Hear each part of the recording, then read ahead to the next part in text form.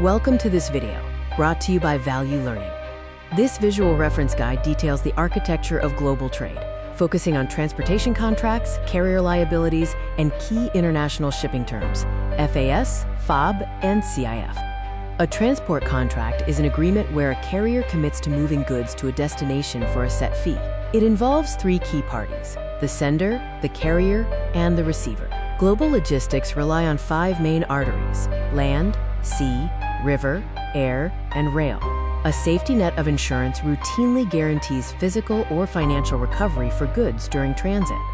The triangle of responsibility outlines the duties of each party. The sender secures and documents the goods. The carrier executes the physical transit. The receiver verifies the delivery and pays the transport wage.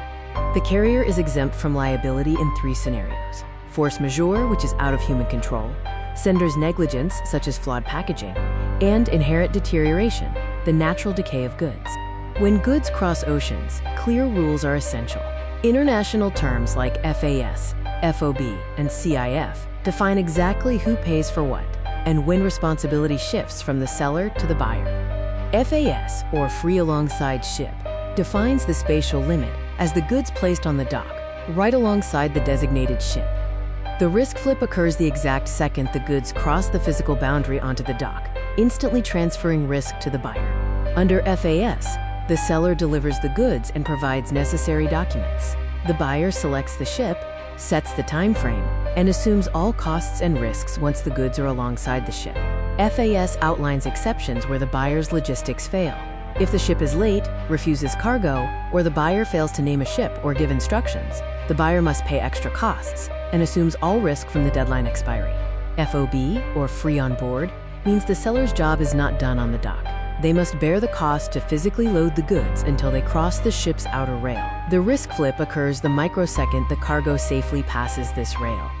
In FOB, the seller delivers the goods on board, pays all associated costs, and secures export licenses. The buyer charters the ship, provides details, and takes over all risks and additional costs only after the goods cross the ship's rail.